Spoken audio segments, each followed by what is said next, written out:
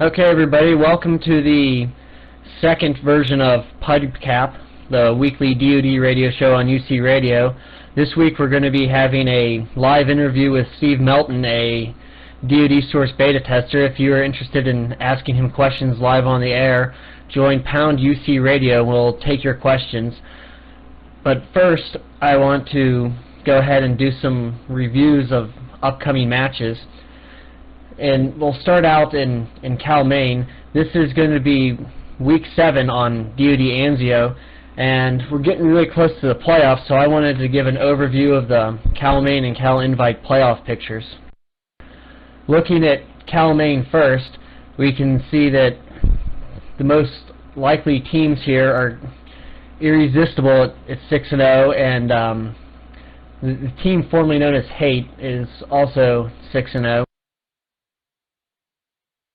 There's two 5-1 teams in CAP, Elite Commandos, and Infantry from Hell.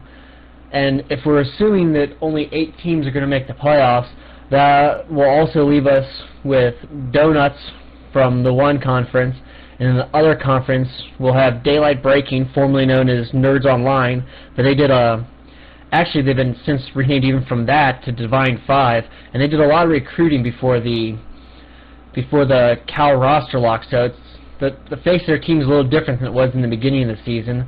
And then there's also Specialist at 4-2 in the other conference. Some teams that still have some hope are all the 3-3 teams. Right now it's looking like maybe Careface, Negative Tension, IRR, Pair 247, and I wouldn't even count out Fear Us at 2 and 4. In the other conference, Completronics, Action, Red 5, New Dominion, they all look to have a pretty good shot of getting in too. It looks like for sure though that Irresistible and Carabone are definitely going to be making the playoffs, and I don't see a way that CAP or IFH wouldn't make it either. This week's Cal Maine match of the week is between Irresistible and CAP Elite Commandos. In the past seasons of Maine, CAP Elite Commandos hasn't been a devastating force. They've just been an average team, but this year they've really come out and been able to show people what they're made of. Part of that is most likely the return of Lynx to their roster. Lynx, a couple seasons ago, left their roster and went to join Team Ronin, where he helped lead that team to a Cal Maine championship, and he played with them for a while in Cal I. Now he's back with his original team, and from what I understand, he's been one of the difference makers in helping them out getting as far as they have. They're definitely going to have their biggest challenge of the season with Irresistible, which is basically all former Cal I players, from what I can see. A lot of old Vigilante Elite players on the team, such as Adrian Harrington, also known as Plex, TKZ, and they have some dominating forces in Bees and OPLAD. Bees, if you didn't know, is one of the more dominating forces at the Winter CPL. He helped lead Highball to their first CPL championship, but he since left the team after a dispute with the leaders. He wanted to be more of a rifle, and they wanted to keep him at heavy, so he was unhappy with them, and he decided to join the Cal Maine team, Irresistible. And at the moment, it's looking like Irresistible has a really good chance of winning the Cal Maine championship. Moving on to Cal Invite. This week's match of the week for Cal Invite is between Apocalypse Gaming and Check 6. Now, in Invite, especially now that DOD's at CPL and more teams are getting sponsored, there has been a lot of name changes among the teams, and Apocalypse Gaming used to be Unknown Killers. They also had the name Karma Police for a while. They're primarily known around the community as Unknown Killers, and right now there's a 5-way tie in Invite for first place, and Apocalypse Gaming and Check 6 are considered two of the better teams in Cal I, and they are also in that 5-way tie. So this match coming up this week on Anzio could be determining who will end up the #1 seed in the Cal Invite playoffs, so it's a pretty huge match. The other 5-1 teams in Invite, Veracity, Trademark, and DICE, also still have a very good shot of taking the number 1 and 2 seeds, but based on past experience, Apocalypse Gaming, they've had a lot of Cal-I experience. I know Killers has been there for a while. Check 6 has one championship under the name Check 6 and another championship under when their name was GameWise. So that's probably why these two teams were picked for the match of the week this week, because it'll probably be the two teams most likely to take the number 1 seed. Although I would not count out any of the other teams yet. It's been a really intense battle in Cal-I this season. A lot of upsets, and there's currently no undefeated teams, which is pretty unusual. I do want to go through, in case some people are unaware of the name changes that happen in invites, and let some people know of some of the name changes. Escape, who is currently 3-3 in Cal Invite, is the team that used to be known as Ronin. They have a Cal Main championship under their belt, and it appears they're having an average year here. Their team was looking to have some troubles mid-season, and it looks possible they may even disband, so the fact that they're still there and chugging along is pretty good. Gamers X used to be known as Bring the Pain. They're a recent move up into Cal-I this season whenever Cal-I expanded to 20 teams. Inevitable Demise is the team formerly known as GIMP. GIMP is fairly well known in the community. This is also their first season in Cal-I. The team that joined Cal-I is Unidentified, formerly known as Despise before that, has been changing their name a lot. They most recently were Infinium, and now they have changed their name to The Hype. So look for them to change their name a few more times before the season's over. The team that happened to win the Winter CPL, Highball, started out this season as Die after merging with their CS team, and has since dropped Die and picked up the name North American Underdogs. They're currently 4-2, but one of their losses is by forfeit, and given the fact that they won the Winter CPL, I wouldn't count them out yet from being a dominating force and getting into a higher seed in those playoffs. That's going to be another team, despite their 2 losses, it's going to be someone to look out for in those Cal Invite playoffs. Pandemic used to be known as Lawn Chair Mafia. They were probably the biggest surprise at the CPL. They probably weren't predicted to go very far, and they ended up actually winning some money. They surprised a lot of people, especially with their defeat of Xeno on Chamel. They had a lot of last-second wins in their match at CPL, and even their final loss to Highball was a really close match. So they're one of the bigger surprises in Cal Invite and at the CPL. Playgrounds is another team that has seemed to have changed their name a lot recently. They were made up mostly of players from Quebec. They were originally called Neo Hunting Nation, and then they were Extreme Dreamers for a while before they seemed to take a break from DOD, and now they're back under the name Playgrounds. They're 2-4 in Cal Invite. It's not looking too promising for them to make the playoffs. Rangers Lead the Way recently realized that the majority of their players on their team are old 3H members. So right after the Cal rosters lock, they decided to change their name from Rangers Lead the Way to Team 3H, which is really sad to see Rangers Lead the Way go, because that team has been around for a long time and a very well-recognized name in the DOD community. It's sad to see it end to Rangers Lead the Way, even if it does bring back an old team in 3H. Revolution Sports appears to be the old Xeno team. If that's not Xeno, then they at least have a lot of old Xeno members on there. And the other team with a notable name change was Team Risk. After they made an invite, changed their name to Veracity, and I'm going to have to label them as one of the big surprises of the season. Is currently in the standings, they're ranked number 1, and most people probably would not have predicted them to be number 1 in the standings. Some teams that were expected to do a little better, such as Elephant, are only 3-3 and are in danger of not making the playoffs. Elephant was formed as sort of a DOD dream team for basically to try and win a CPL championship. Unfortunately, they have 3 losses this season, and maybe it's just their chemistry, being a new team and all, but I'll be anxious to see how they do next year. One thing that does delight me is seeing the return of VTech. VTech was a pretty dominant force when they first entered Cal back in Cal O. They made it all the way to the Cal O championships, and that season versus their match versus the Big Red 1, there was no winner declared because of both teams disputing each other, and apparently there was an issue with someone on each team not turning their demos.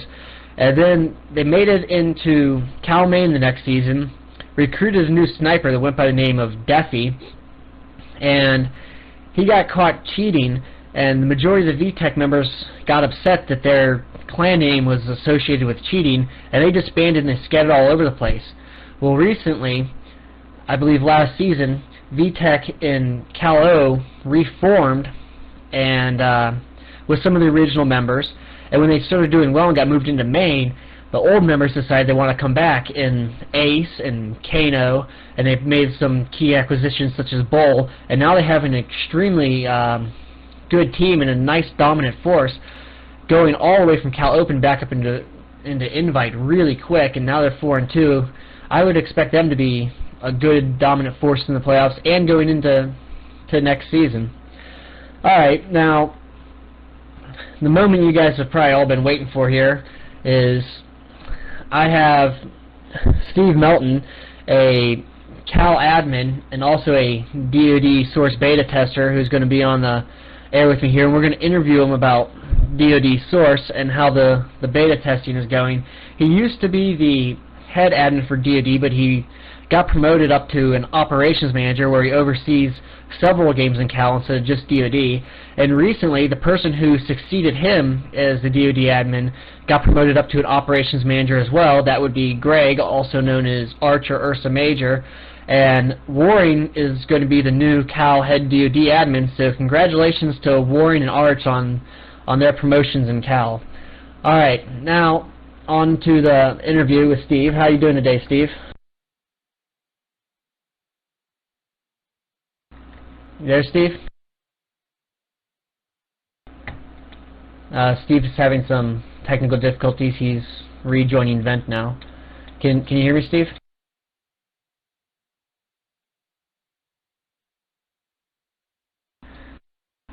I'm sorry, you're going to have to excuse technical difficulties. He's having ventrilo problems right now. He's having trouble talking to ventrilo. He is here, though, and we'll just give him a minute to reconnect here. I'm sorry about the problems here the second week in a row. Last week I had a recorded interview because my interviewee was about a 16-hour time zone difference, and I had to pre-record it, and I had some troubles with the playback, and it appears Steve is having some trouble with his ventrilo at the moment. I'll take this time to go ahead and promote the STA Silver Finals that we'll be broadcasting at 9 o'clock. It's going to be versus Gunslinging Southerners and Revamped. It's going to be an extremely good match. Even though it is the Silver Finals instead of the STA Gold Finals, this is going to be an extremely good match. Both teams only have one loss, and they did meet earlier in the regular season. Revamped, since their loss to Gunslinging Southerners, has drastically improved their roster and is looking to get some sweet revenge in the finals. So I highly recommend you guys tune into that broadcast. And if you hold on 1 second, I'm going to go... apparently Steve has just signed off AIM and IRC too. Let me try and hunt him down here a second.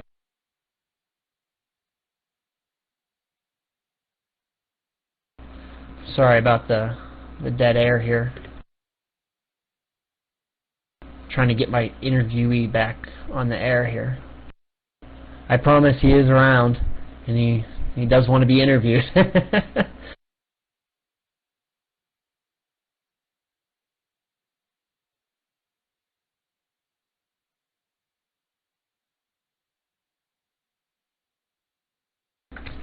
Well, I think he may be rebooting, and hopefully he'll be back soon. For those who didn't know, which is probably the reason you're tuning into the show, DOD Source has officially started beta testing, and several players in the DoD community, not only the competitive community, the custom map community, have all been selected as beta testers, and they are allowed to release images and videos of them playing the game. And if you head on to the Day of Defeat forums, you should be able to find several links to very good video clips and images, and from what I can tell, DoD Source is looking pretty good. My personal one complaint is, from the images I've seen, is I think the sandbags look kind of not very good. They don't really blend in with how good everything else is looking.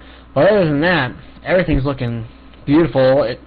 From the videos I've seen, it looks like the MGs are able to deploy quicker. They can deploy almost anywhere they want. You just walk up to something. If it fits underneath your gun, you can deploy on it. And from what I've heard, that a lot of the lag and netcode issues have been fixed, and it appears Steve is back in Ventura. Are you able to talk to us, Steve? Yeah, sorry about that. Gotta love a sound blaster. Alright, that's awesome. I was worried you weren't coming back. Well, welcome to the show. To recap, Steve was the head DoD admin before being promoted to operations manager, and he is now one of the DoD Source beta testers.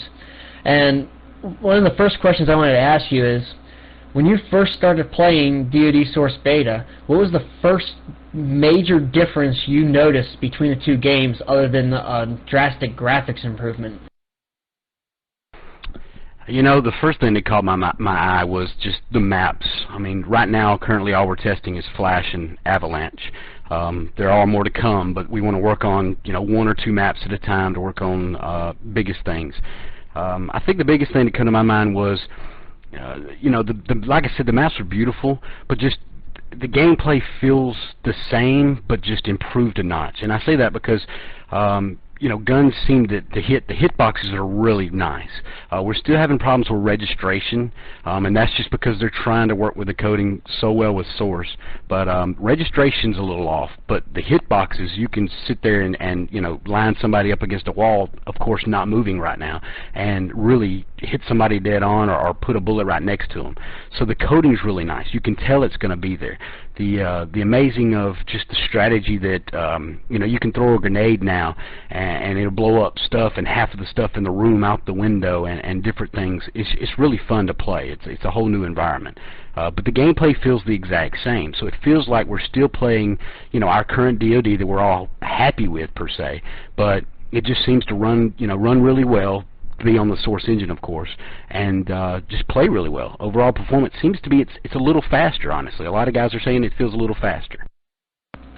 I had a question when you were talking about the hitboxes being improved. In the current DoD, I'm not sure if this is truly an issue or if it's just our perception. It appears when somebody goes prone that it's hard to get a headshot on them, as if their arms are blocking their head or something. Have you noticed that playing against prone players in DoD Source, if that's been improved at all? Yeah, we've been working with that, because when we first started testing, we were testing the prone and things like that, and the head hitboxes seem to be in the butt right now, honestly, in the prone.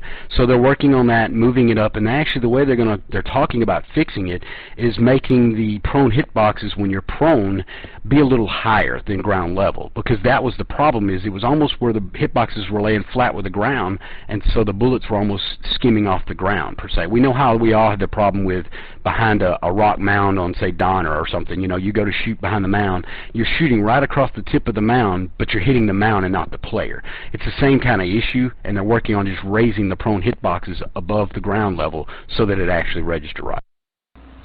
Well, that's good news to hear. Do you, when you've been testing Flash and Avalanche, have you noticed that the majority of the bugs the beta testers have been finding are related to the map specifically, or with the game itself? Kind of a combination of each. The biggest thing is, of course, that just made me mad off the bat. The only thing that really made me mad was that source, problem that anybody that's played CS Source knows you get that rubber band effect. So we were having a lot of problems with the maps as far as sticking to things.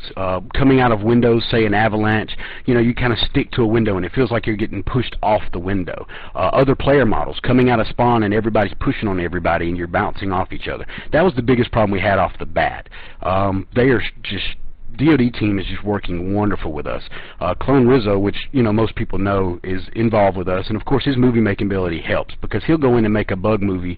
We'll go set something up, or we'll do this or do that. He goes and makes a bug movie explaining. And I know a lot of you seen the movie. We put on Gotfrag, or he did put on Gotfrag for everybody to see. It's things like that, and the dev team are really listening on. They're really listening to us. What do we need to fix for the clan player and the pub player? They're really working with both sides, and that's one change that really on a plus. Now, when you talk about bouncing off of things and you compare it to CS Source, I know when I've been playing CS Source, if you jump on a physics object and it's pinned against the wall, you seemingly jump inside that object and it slowly pushes you out. Is that what you're talking about when you're saying sticking to things and being slowly pushed out? Is it that type of effect, or are you referring to something different? No, I'm saying, for example, you're up in a avalanche, you're in the blue room or something, and you're trying to go through the actual window, and you're trying to lean out the window to shoot down into the middle or something. If you bump into the corner of the windowsill, it seems like it pushes you off that windowsill. If you're out fighting in a firefight in the middle or something, and you bump into the wall beside you, it seems like the wall springs you off of it. It's a weird effect. Also with player models, if you bump into another player, it seems like you're just getting friction away from you, like two magnets are pushing reverse polarity. All right, I understand what you're saying there. I had a question about Avalanche and Flash. I know that they've made some minor changes, but overall the maps themselves are very similar to the original. On either of those maps, are there any new rooms or new areas? Flash has a couple of new rooms. The back is the back alley as far as the I would say the Axis back alley. If you come out of Axis spawn and you go to the alley to the left where the second Axis flag is, it's much more open now, and it's like a big field back there. And you've got more room to play, but there are objects, trees set up, and there's a tank. And no, don't worry about the tank hitboxes; they're good. But there's things to play around with and hide behind and take cover from. But it's really open. So there's other rooms that are really good that you can go into, shoot the windows out of, jump out the windows to get back in. One thing that's really fun that we're testing with, and we're wondering how this is going to go into clan play, the Axis house, I call it. You come out of the Axis, you jump into the house where you can kind of break off in the middle. You can go in that house now, and there's a piano, a big piano in the room. You could, physically with a gun, you can't push anything, by hand. You could take your gun and shoot the piano around and block the doorway. So the Allies actually couldn't come in the door unless, they can use a gun and shoot it out of the way, or take a grenade and throw it and it completely blows the piano out of the way. There's things like that, but you could use it as a tactical stand back, to push the tank against the door to block people from coming in unless they use a grenade or a gun. So it kind of gives you an extra second added. There's different objects like that, and we're wondering how they're going to come into clan play, and are they going to be just so stupid that we don't need to do it. Now, I know a lot of people playing Counter-Strike Source were slightly upset that you can't pick up small objects like you can in Half-Life 2. You can walk up to a small object like a bucket or something and pick it up using the use key. Do you know, based on your knowledge, if they have any plans on implementing something like that in DOD, or if you're just going to have to use your gun to manipulate objects around the map? Well, it's a question that we had actually asked, and there's forum posts about it where we had talking about it and different things. It's kind of a split thing. A lot of people see it as, well, Half-Life 2 is, you're fighting aliens and crap, so it's futuristic stuff. Day of Defeat in CS, it's supposed to be, real terms is real combat that either went on in the past or going on now, and a lot of people don't want to see it. A lot of people say, wow, it's stupid to pick up, like I'm going to, break a bottle over your head and kill you, or pick up a milk carton and bust you upside the head with it. A lot of people see it as just not needing to be there. We're really not got to that point where what do we want to add? It's mainly now, let's make sure that the hitboxes are right off the bat. The coding is good, and then let's worry about the other small details. And we're going to get into a whole clan play side where we're going to be scrimming internally with things and try the clan play commands. So. Another question regarding the physics issue and things flying through the air. I know in Counter-Strike Source, when I first started playing that, I downloaded a map called Refrigerina, and the whole point of the map is there's refrigerators on either side of this room, I guess you could call it an arena, and you can shoot them, and the refrigerators go flying across the map, and if you hit somebody, the sheer speed of this flying object will kill somebody. Do you know if they have something like that in DOD, like say you throw a grenade in the middle, and it hits an object and sends it flying through the air? If that object hits somebody, do you know that will cause damage to them? Actually, a better example might be a bazooka, because the bazooka might be able to send it flying faster. Do you know if inanimate objects will be able to cause damage to players? Currently, no. Inanimate objects do not cause any damage. You'll see stuff flying, and you may have, blocks of wood off chairs or tables flying, but they do not cause damage. Okay, and another question, speaking of bazooka sending things flying, one of the videos that was released by DOD Source beta tester on Avalanche was of them playing with the bazookas and shooting each other, shooting themselves, just to show the ragdoll physics. I don't know if you're aware of this video or not, but the bodies were literally sent flying as if it looked like there was zero gravity on. Do you know if they had lowered gravity in that video, or do direct bazooka kills literally send the bodies flying absurd amounts? I don't know. I've not really tested with bazooka myself. I've been worried about the other real weapons, I want to call them. I mean, I'm not knocking bazookas, but I don't think they had gravity off. It was probably default, because I have seen people get hit with bazookas and fly. I mean, even with grenades. We got in the middle and made a little video of us standing in the middle on Avalanche and threw a couple grenades down. And we literally went from the ground in the middle, and people actually went up to the roof on top of the Allies' roof. I mean, you can actually blow people complete, crazy amount of times, and you can blow them in complete different directions and incredible height. Do you think that as far as the grenades and the bazookas sending people flying across the map, do you think it looks unrealistic to have people flying 3 stories in the air when they get hit with a grenade, or does it seem to flow with the way the game's going? I think it adds. But I mean, if you look, you see in movies and everything else, things blow up and you see these guys flying through the air like crazy. I mean, it's just one little added effect that could either hurt you or help you, and I really think it's really cool. I mean, you're in a firefight in the middle, you throw a grenade over the other side of a wall, for example, and the guy comes flying through the air over the wall where you blew him up, and you see him flying around you. It really gives you, it gives you that, whoa, that was just bad, that was really awesome type feeling. I think it really adds to the game. It really does make it, a lot more interesting. Now, one of the things that they've been promising us is, in the current version of DOD, a lot of the ambient noises, especially the background noises that are supposed to play in the background as you're playing, assuming you don't hit stop sound, are louder than pretty much anything else in the game. And they said they were going to tone that down in Source.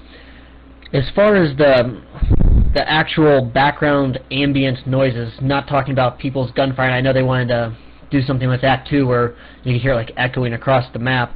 But as far as the actual wave they have playing in the background, have you noticed that being annoying at all, or is it toned down enough that people wouldn't even want to hit stop sound? Well, and that was the biggest first impression with me, was the video and the sound, and I was worried about that like everybody else, because I mean the stop sound is the biggest thing I use. Honestly, it's not that bad. They do need to increase the footstep sound somewhat, because even with a bunch of firefights going on, even in the middle or whatever area you're at, the footsteps still need to be a little louder. And they have said, okay, we're going to look at doing that. Maybe toning them up to, the footsteps are a little lower than our current 1.3 level, and they're talking about maybe bringing those up to a 1.3 level. But the ambient sound, like you said, no, you don't even really notice it, because so much is going on, and the gun sounds themselves, like you said, they echo across the map. I mean, you've got guys at MG set up at, say, the first flag on Flash on the Allies. You can hear them coming out of Axis Spawn, but it's a weird, muffled, echo through a can type sound, and you can't tell where it's coming from until you start to get around the corners, and the closer you get, the louder it gets and the more distinct lefty or righty or whatever it gets. I mean, it's the same thing with other guns. You can hear cars going off or Garands going off around corners, and it's a weird, really realistic sound. Another thing I like, even though, you know, we're all going to be using ventrilo, of course, probably, but with the in-game sound, and I'm sure CS Source has this, but when a grenade goes off, of course, you get the concussion effect. Mutes your sounds in-game. You still hear things, but it mutes it pretty good. If you're talking in-game, like, you know, we use in-game chat to talk about stuff, it mutes that too. So you hear your in-game person who's ever talking muffled on, you know, on the microphone in-game. Yeah, they didn't add it, but it's one of the small things that's really cool. Yeah, that sounds like that'd be a great effect, and it actually encouraged people to be yelling louder as more gunfire is going on around them, so that people can actually hear what they're saying, which would make it more somewhat realistic. Because if you're in an intense gun battle, you want to have more intense voices coming over the microphone. I had a few questions about the MGs and other deployable weapons. In the videos I've seen so far, it appears that the MGs have a even quicker deploy time than they do now. Is that the case, or are our eyes just deceiving us in the videos? Yeah, the MG deploy time is really fast now. They kind of want to leave it at that, but at the same time, a lot of us are saying, you know, we increase it a little bit more. Right now, the biggest thing, and a lot of guys are going to go, oh, God, but the biggest thing is you can't prime grenades. It's that COD feeling with, you know, the grenades. And we've all thought about it, and they've all looked at it and said, you know what, okay, but let's focus on this, but we're going to add, you know, something, either a left click to normal throw, right click to actually pull the pin out to prime it, you know, type throw, things like that. But right now with the non-prime grenades, you know, the biggest thing is, well, MGs can deploy so quick, and MGs can deploy anywhere now. There are no set positions where you got to go to this spot and look for the little MG deploy banner. You can deploy anywhere on the map. Anywhere as in anywhere where it seems logical, or can you just deploy on thin air? No, you can't deploy, of course, on thin air. Anything, you can sit down anywhere, any sandbag, any windowsill, any, you know, crack of a house, anything like that where there's a ledge to it that you would look logically, I could deploy here, you can pretty much deploy on. Well, that's good news. I'm going to take some questions from the audience here. SD Morks is wondering about the quote, chingly noises when you're walking. Currently in DOD, when you walk, you hear all your equipment every time you take a footstep, and it's kind of an overpowering noise. Have they toned that down at all in DOD Source? Yeah, they've toned that down. You still hear it, but it's much more. It's like the sounds went from, you know, 8-bit Atari to 64-bit sounds. I mean, everything is so much cleaner. It sounds like you've got keys on your actual belt now, but it's not overpowering like it has been. I agree with him on as far as the sounds. The little chinging sound was loud. Everything's got more bass to it now. It's more punchy, and it's, you know, the things you need to hear, you hear. All right, I want to talk about some of the questions I'm seeing here. I think I may already know the answer to some of these. Some people want to know if bleeding's back. From what I've noticed, no. They want to know if you can still scope walk with the sniper. From what I've noticed, yes. Do you know if they have plans on removing scope walking, or do they? You know if they? I'm not sure if you know their plans or not.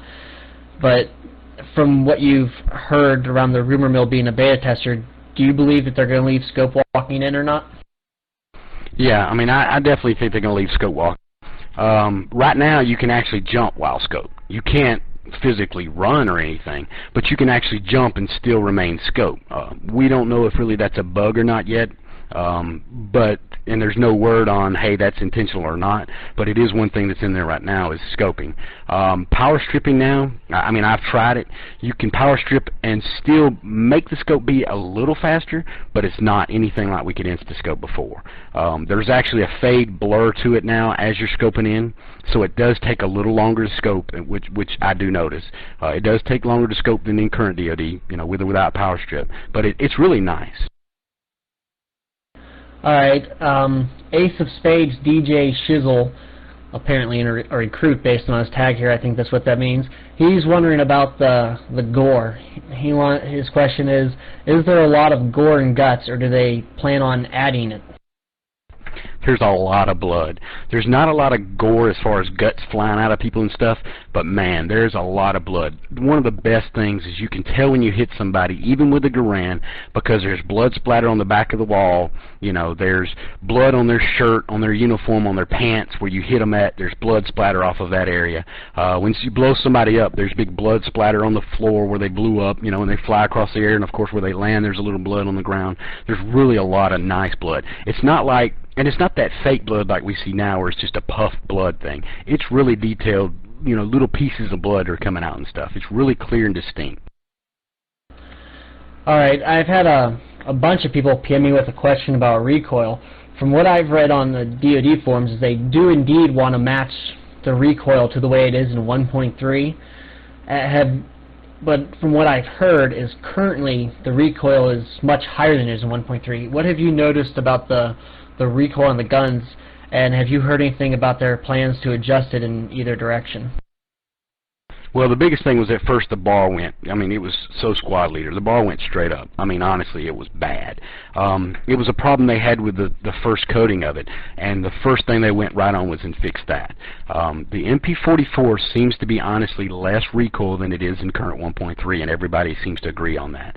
The bar seems pretty good. Everybody's starting to get control.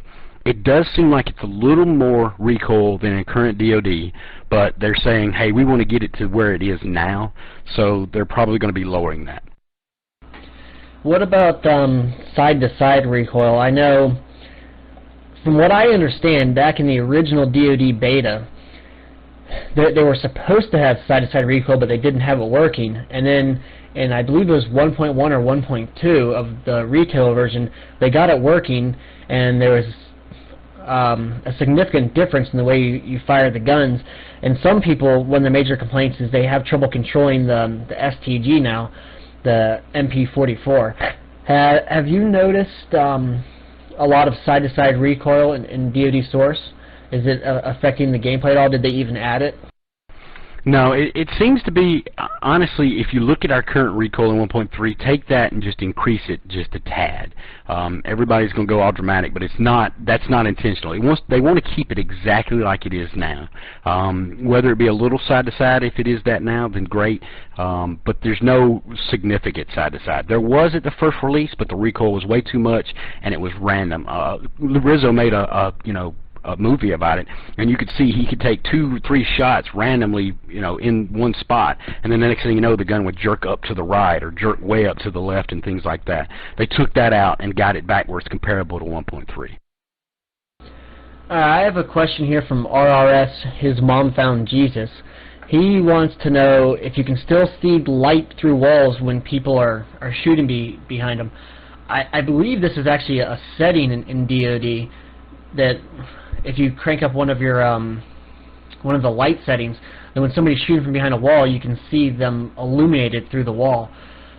First of all, do you know, just to clarify, if that can be turned off or on in normal DoD? Is that a setting? And is there any way of doing that in DoD Source where you can see people's guns light up through objects such as walls? In current DoD, it is a setting, you are correct. I don't remember the exact setting, but there is a setting that you can turn off or on to adjust that. That setting is not illegal in clan play currently. In Source, you've got to remember, we're in a whole new engine now where everything is a lot more realistic. No, it doesn't shine through walls, but if somebody's shooting in the room next to you, you would see it actually through the doorway type thing, flashing on the wall, angled. You know, realistically, if the gun's facing this doorway, you're going to see a flash coming from that doorway, per se. Not through the wall, but around corners and different things, realistically. Alright, I have a question from a Terran501, and his question is, he's been reading about mortars being possibly added to DoD Source. Do you know if they still plan on implementing mortars, or is there currently mortars with use in Avalanche and in Flash in your beta testing?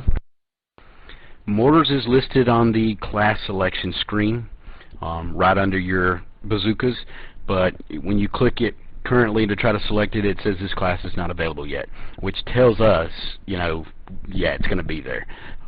It's not there yet. I don't know when they're going to implement it, and they may not decide to, but with it being on the character select screen, I'd pretty much guarantee we're going to see some kind of form of order. Alright, now we have somebody with a semi-vulgar name who keeps changing to other semi-vulgar names, which is wondering about, imagine this, the rating on the game. He wants to know if the DOD Source team is shooting for a specific rating, or based on what you've seen from the guts and violence, do you think it's going to get a mature rating or a teen rating? I would probably say about the same rating as CS Source currently. The blood is, like I said, the blood is there, but like in CS Source, you know, there's a command in CS Source where you completely have it where when you kill somebody, they don't fall and fly to the ground. They just put their hands over their head and sit down in a kneel position like they're being arrested. That's currently a command in Source currently, and I'm sure we may see something like that in DOD so that, you know, you don't have all the blood and violence. Alright, I got a question from Smack. He wants to know, what kind of specs do you think you'll need to run this with a decent FPS? Instead of answering that directly, because that's a hard question to answer, can you compare the two games such as Half-Life 2 Deathmatch and Counter-Strike Source? Do you feel it's more laggy or less laggy than either of those two games? Well, we've actually got a post that I'm trying to pull up real quick that we're working on that actually shows specs and different things, performance tweaks and things, what we're looking at. I would say my rig is a 2.4, you know, AMD processor with a 9800 Pro, you know, a gig of RAM, and I'm running usually around, you know, 30 to 60 to 70 FPS, which, you know, DOD currently I get 80 to 90, so it is going to take a good rig. But a lot of people are saying that, you know, hey, I'm getting 15 frames per second with this old rig, but it still seems to run pretty smooth. So that's what we're hoping happens, and that's what we're truly trying to work on in the maps. Are there choke points in the map, like we have in, you know, the old Avalanche and different maps, where you'd go to one area and drop down from 90 to 5? They're trying to work on those choke points and see if there are any, and if so, let's fix them now. And as far as maps, I know currently you only have Flash and Avalanche. Have they given you any hint as to what maps they'd like you to test next? I know the entire DOD community is looking forward to seeing more screenshots and movies and seeing what the maps are going to be looking like.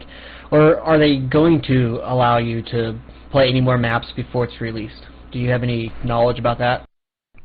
Well, we've got a lot more maps to come, and they've said that. They're porting over a good bit of current maps, and at the same time, a lot of our dedicated mappers, you know, and SKDR, who made Northbound, you got Insta, who made, you know, of course, our favorite railroads and stuff. A lot of those are involved in beta, also FoDDeR, you know, and of course you've got Waldo and stuff. So they're working on maps, their own maps, while we're testing now and making them now that they've got the official DOD Source engine.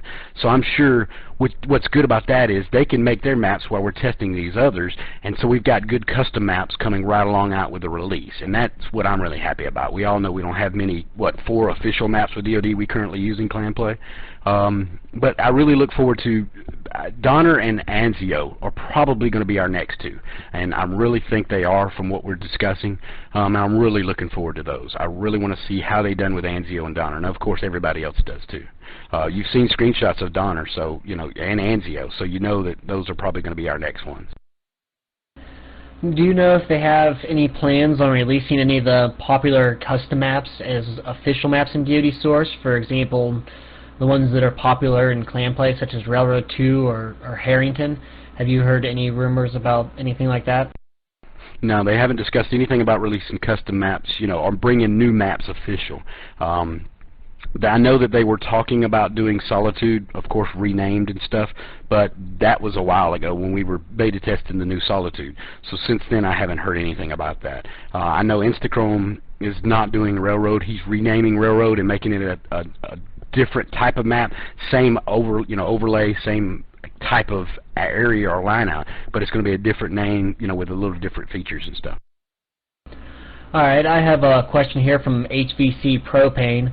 He wants to know if you feel that the competitive gameplay factor is going to match current DoD, if not surpass it, and in his opinion that Counter-Strike Source has not done this?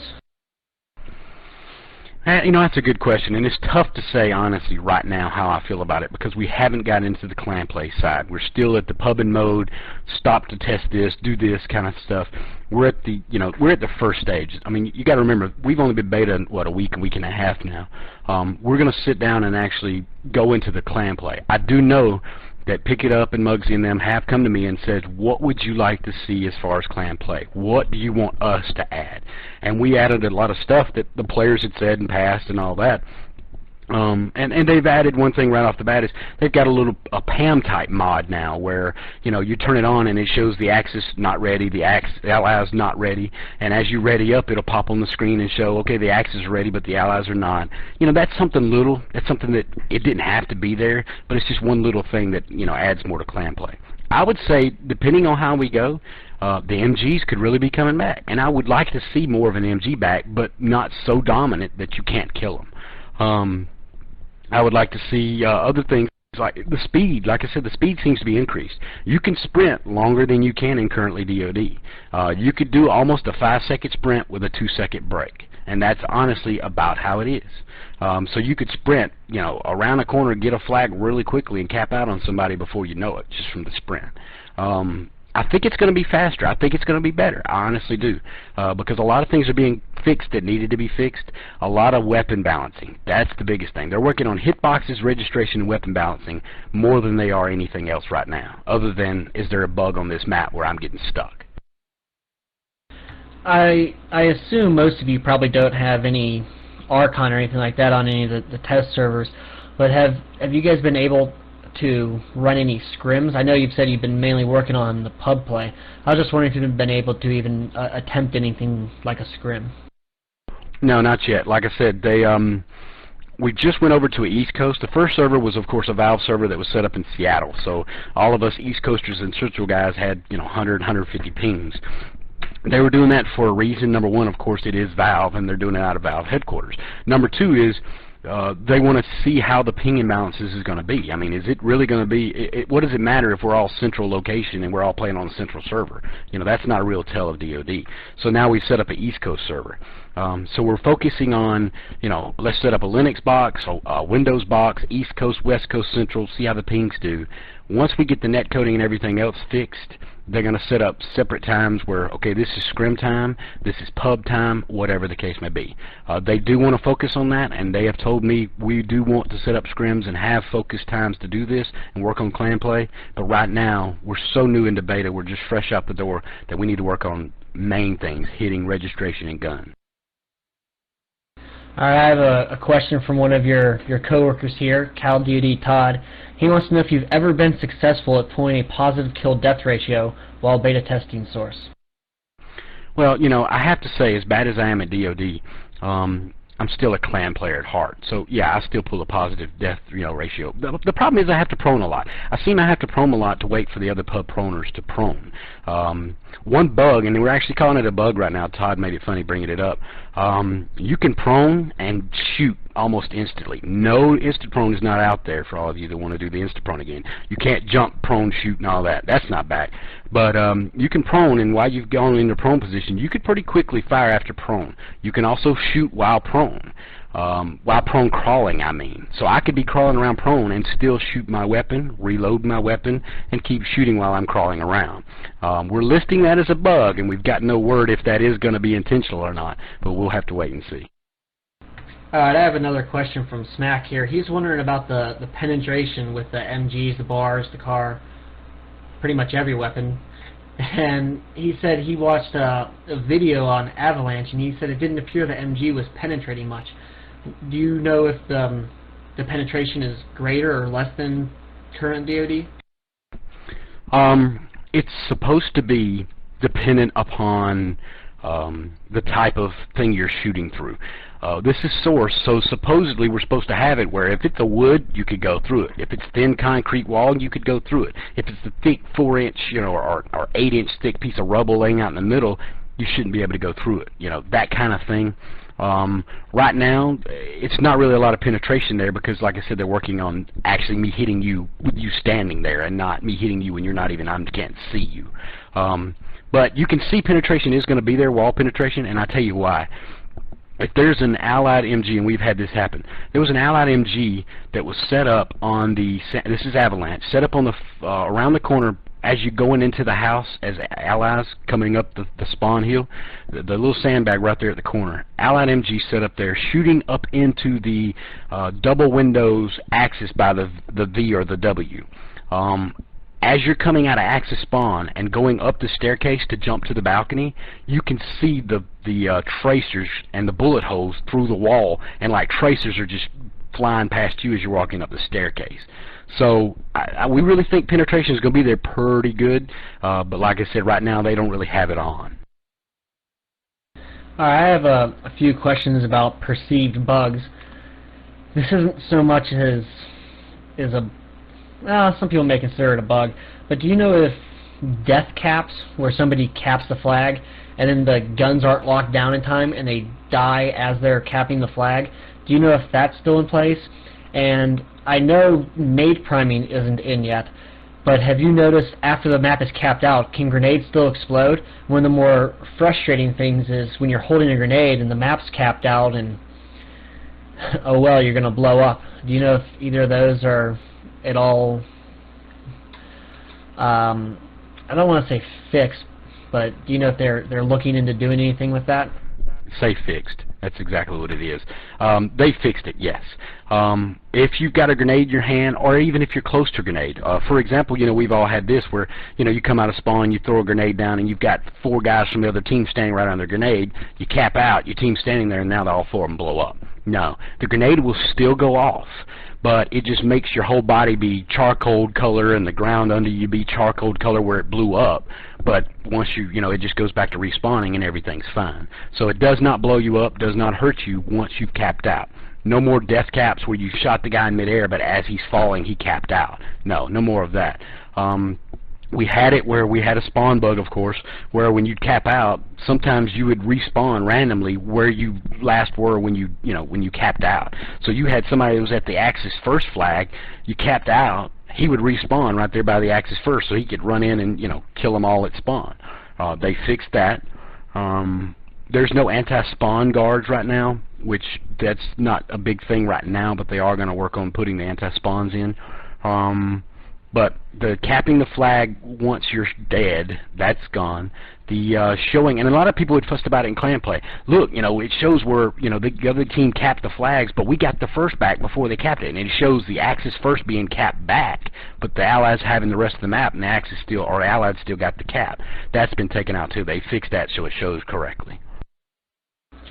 Alright, I have another question. Do you know if they plan on re-implementing jump shooting at all? And if they don't, currently in DOD, if you're doing an action that prohibits you from shooting, and halfway through that action you try and shoot, and you're holding down the button trying to like spray and pray or something, and you release the button that was causing the prohibition of shooting, you won't start shooting even though you're holding down the fire button. I'll give a better example of that.